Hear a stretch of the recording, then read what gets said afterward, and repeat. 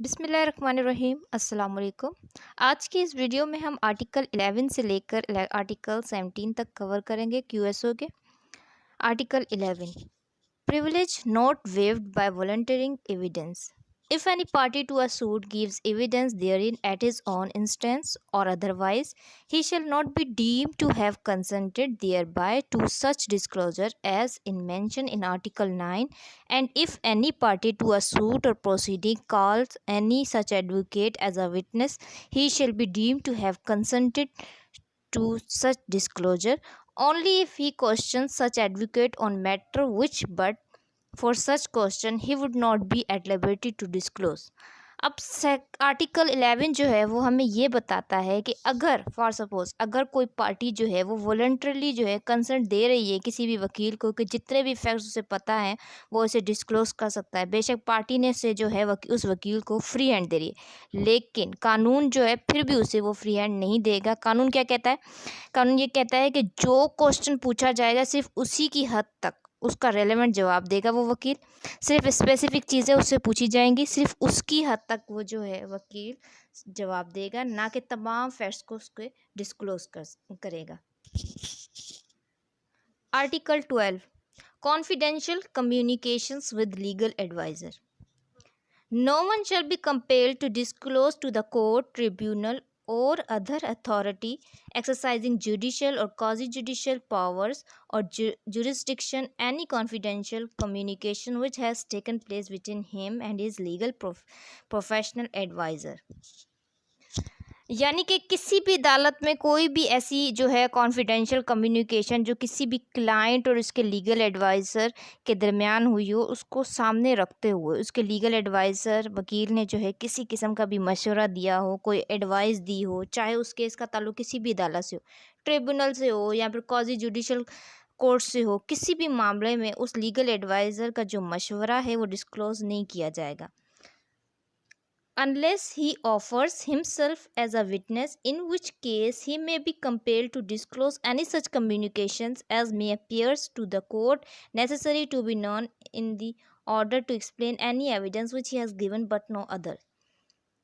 यहाँ पर उससे पाबंद कर दिया गया है कि जो स्पेसिफिक फैक्ट्स कोर्ट जानना चाहती है सिर्फ उसी की हद तक उसे कंपेल कर सकती है कोर्ट के वो किसी भी एविडेंस को एक्सप्लेन कर दे या किसी भी फैक्ट को एक्सप्लेन कर दे।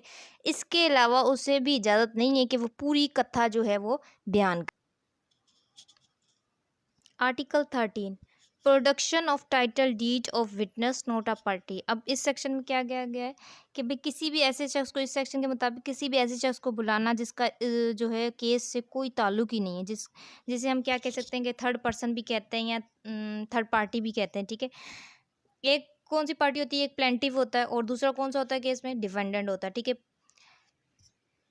प्लेंटिफ की पार्टी की तरफ से जितने भी जो विटनेस बुलाए जाते हैं वो प्लेंटिफ ही खिलाते हैं। ठीक है, और इसी तरह डिफेंडेंट की तरफ से डिफेंडेंट वाली साइड से जितने भी बुलाए जाएंगे वो क्या खिलाएंगे? डिफेंडेंट की पार्टी खिलाते हैं।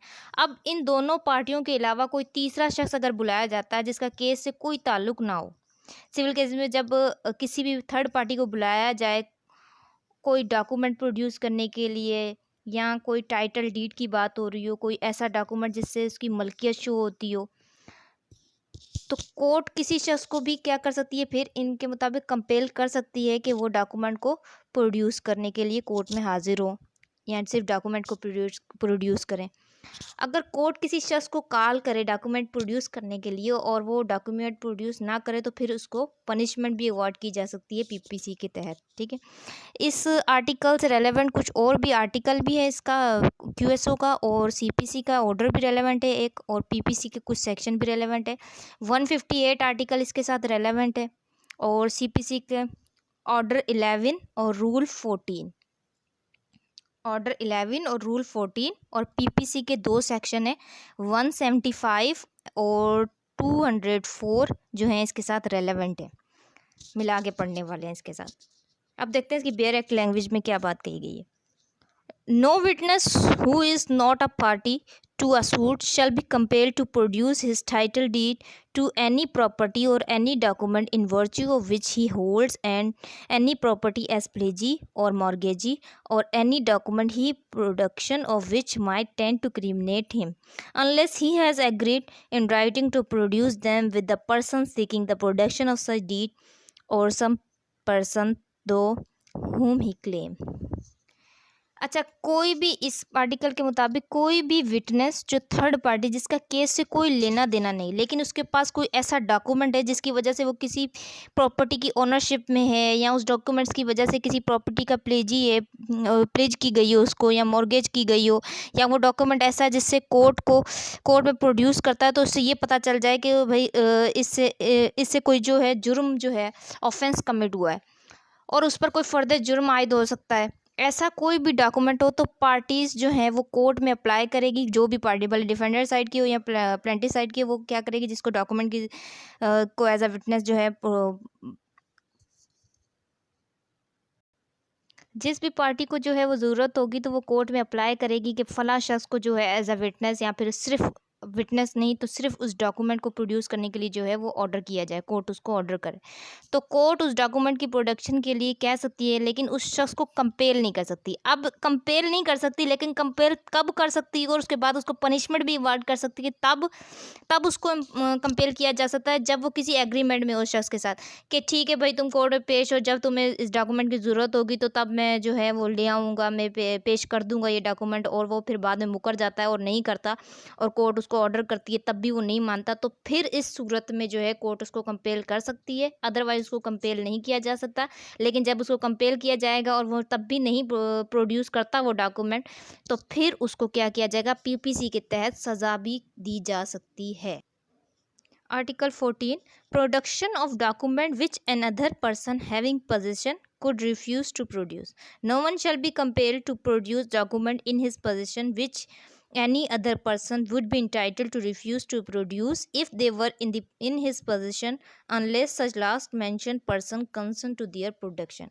अब इस आर्टिकल के मुताबिक किसी भी पर्सन को जो है वो कंपेल नहीं किया जा सकता जिसके पोजीशन में कोई डॉक्यूमेंट है कि वो उसे आगे कोर्ट में प्रोड्यूस करे। ठीक है, जैसे फॉर एग्जांपल मेरी कोई प्रॉपर्टी है, उसके कुछ डॉक्यूमेंट जो उसके डॉक्यूमेंट हैं वो जो, तो वो मैंने अपनी दोस्त के पास रखवा दिए हैं। अब मेरे पास इख्तियार है कि कोर्ट अगर मुझे कहे कि वो डॉक्यूमेंट प्रोड्यूस किए जाएँ और कोर्ट और मेरा दिल नहीं करे कि भाई मैं वो डॉक्यूमेंट जो है प्रोड्यूस करूँ, तो मैं रिफ्यूज़ कर सकती हूँ कोर्ट को। अगर मेरे बिहाफ़ पर वो दोस्त जो है उसको बोला जाए और वो भी अगर चाहे तो वो भी रिफ्यूज़ कर सकती है, उसको भी कंपेल नहीं किया जा सकता, कोर्ट उसको भी जो है कंपेल नहीं कर सकती, क्योंकि मेरे बिहाफ़ पर जो इख्तियारात मेरे पास होंगे वही उसी दोस्त के पास भी होंगे, तो वो भी रिफ्यूज़ कर सकती है डॉक्यूमेंट की प्रोडक्शन के लिए। अगर मैं कंसर्न दे दूँ तब प्रोड्यूस किए जाएँगे वो कोर्ट में, वरना नहीं। Article 15. Witness not excused from answering on ground that answer will criminate. A witness shall not be excused from answering any question as to any matter relevant to the matter in issue in any suit or in any civil or criminal proceedings upon the ground that the answer to such question will criminate or may tend directly or indirectly to criminate such evidence, such witness, or that it will expose or tend directly or indirectly to expose such witness to penalty or forfeiture of any kind. किसी भी witness को इस article के मुताबिक ये बताया गया है कि किसी भी विटनेस को माफ़ी नहीं है कि कोई भी क्वेश्चन उससे पूछा जाए तो वो उसका जवाब देने से वो इनकार रिफ्यूज़ कर सकता है। जो भी गवाह आएगा, जो भी क्वेश्चन उससे पूछा जाएगा, वो इसका जवाब देने का पाबंद होगा। मैं इस वजह से कि उसे ये डर है कि अगर उसने जवाब दिया तो उस पर कोई भी फर्दर जुर्म आयद हो जाएगा, पेनल्टी इम्पोज ना हो जाए या फॉरफीचर ना पड़ जाए, ऐसी किसी भी या किसी भी क्रिमिनल प्रोसीडिंग से डरते हुए अगर वो जवाब नहीं देता तो उसे माफ़ी नहीं दी जाएगी। जो भी सवाल उससे पूछा जाएगा वो उसका क्या करेगा, जवाब देगा। अब इसमें एक एक्सेप्शन भी दे दी गई है, प्रोविजो पढ़ते हैं। Provided that no such answer which a witness shall be compelled to give shall subject him to any arrest or prosecution or be proved against him in any criminal proceeding except a prosecution for giving false evidence by such answer. अब इसमें जो है एक exception दे दी गई है। इस पूरे article का मतलब ये है, अगर इस पूरे आर्टिकल का मतलब निकाला जाए तो इस पूरे आर्टिकल का मतलब ये है कि अगर कोई शख्स गवाही देने के लिए आता है, जो अदालत में पूछा जाएगा वो उसका जवाब देने का पाबंद है। जहाँ तक उसकी डर की बात है कि अगर उसने कुछ ऐसे जवाब दे दिए सामने वाले पर ये खुल जाएगा कि उसने भी कोई ऑफेंस कमिट किया है, प्रॉपर्टी से रिलेटेड या कोई भी उसका ऐसा एक्ट था जो पनिशेबल है लॉ के तहत, उस डर को ख़त्म करता है ये आर्टिकल। डर वगैरह ख़त्म करे और जवाब दे, और उसको कंसेशन दे दी गई है इस आर्टिकल के तहत, इस प्रोविजन के तहत, कि अगर कोई ऐसा जवाब जिससे वो मुजरिम साबित हो जाए तो उसके खिलाफ कोई भी जो है फौजदारी यानी क्रिमिनल प्रोसीडिंग कार्रवाई जो है नहीं की जाएगी। ना ही उसको अरेस्ट किया जाएगा, ना ही किसी किस्म की उसके साथ जो है उसको क्रिमिनल प्रोसीडिंग की जाएगी, इसके खिलाफ ना एविडेंस ली जाएगी, ना ही उसे कोई प्रोसिक्यूट किया जाएगा। लेकिन उस सवाल के जवाब में अगर उसे जो सवाल पूछा जाता है वो झूठ बोल देता है, कोई झूठी गवाही दे देता है, तो झूठ बोलने की सज़ा उसे ज़रूर मिलेगी। लेकिन उसे रियायत कंसेशन जो है कब मिलेगी? तभी मिलेगी जब वो कोर्ट के सामने कंडीशन रखेगा कि मैं जवाब दूंगा लेकिन मेरे खिलाफ जो है कोई भी जो है प्रोसीडिंग नहीं होगी, तब उसे जो है इस प्रोविज़न के तहत जो है रियायत मिलेगी। अगर फट से वो फॉर एग्ज़ाम्पल उससे सवाल किया गया और उसने फट से जवाब दे दिया और कोई कंडीशन नहीं रखी, कोई कंसेशन नहीं माँगी, तो फिर उसे रियायत नहीं मिलेगी। पहले माँगेगा तब भी रियायत जो है वो उसको मिलेगी। Now article 16 accomplice. An accomplice shall be a competent witness against an accused person except in the case of an offence punishable with death, and a conviction is not illegal merely because it proceed upon the uncorroborated testimony of an accomplice. अब जनाब accomplice कौन होता है? जब दो या दो से ज़्यादा लोग मिलकर कोई ऑफेंस करते हैं और उनमें से कोई एक वादा माफ गवाह बनना चाहे तो वो accomplice की सूरत में जो है सामने आता है। इसको हम गिल्टी असिस्टेंट भी कहते हैं। पहले accomplice होता है जिसने मिलकर जो है बाकियों के साथ ऑफेंस कमिट किया होता है। जब उसे पार्डन ग्रांट कर दिया जाए तो फिर वो अप्रूवर बन जाएगा। अकम्प्लिस जो है वो खुद भी मुजरिम होता है लेकिन माफ़ी की शर्त पर बाकी मुजरिमों के जो खिलाफ है तमाम फैक्ट्स जो हैं डिस्क्लोज करने के लिए तैयार हो जाता है। ऐसी शर्त पर उससे वो जो है कॉम्पिटेंट विटनेस की तौर पर जो है सामने आता है, ठीक है। लेकिन अगर उसने कोई ऐसा ऑफेंस कमिट किया है जो हदूद के तहत आता हो, ठीक है, तो फिर उसकी गवाही कबूल नहीं की जाएगी। उस शख्स ने एविडेंस दे दी और उसकी जो है कार्बोरेटेड के लिए कोई दूसरी एविडेंस मौजूद नहीं है, तो कोर्ट महज इस एक अकम्प्लिस या प्रूवर की एविडेंस पर जो है कन्विक्शन ग्रांट कर सकती है। और वो कन्विक्शन अगर वो कोर्ट ग्रांट करती है सिर्फ उस अकम्प्लिस की वजह से, तो वो इलीगल या वॉइड नहीं होगी। Competence and number of witnesses. The competence of a person to testify and the number of witnesses required in any case shall be determined in accordance with the injunctions of Islam as laid down in the Holy Quran and Sunnah.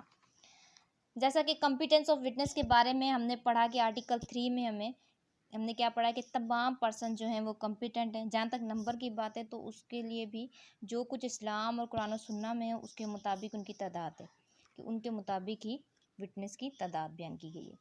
Unless otherwise provided in any law relating to the enforcement of हदूद और any other special law.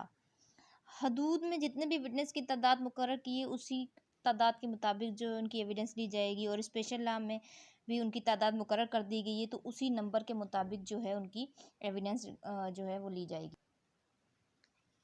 In matter pertaining to financial or future obligations, if reduced to writing, the instrument shall be attested by 2 men or 1 man and 2 women, so that one may remind the other if necessary, and evidence shall be laid accordingly. अब यह है कि बाकी के जो matters होते हैं जैसे कॉन्ट्रैक्ट हो गया या रकूम का जो लेन देन है, वहाँ पर किसी गवाह की अगर ज़रूरत हो तो जब तहरीरी तौर पर लिखा जाता है तो इसके ऊपर जो है 2 मर्दों की अटेस्टेशन जो है गवाही ज़रूरी है। अगर जो है 2 मर्द नहीं होंगे तो फिर क्या किया जाएगा, उधर जो मर्द मौजूद है, ठीक है, 1 मर्द है और 2 औरतें हैं तो उनकी गवाही ली जाएगी। क्योंकि अगर 2 औरतों की रिक्वायरमेंट इसलिए रखी गई है कि अगर एक औरत भूल जाए तो दूसरी को याद रहे। In all other matters, the court may accept or act on the testimony of 1 man or 1 woman or such other evidence as the circumstances of the case may warrant. जैसे बाकी जितने भी मामलात में एक औरत की एविडेंस भी कबूल की जा सकती है या किसी भी एक मर्द की भी, बाकी जो भी तमाम मामलात उनमें एक मर्द एक औरत की भी एविडेंस जो है वो कबूल की जा सकती है।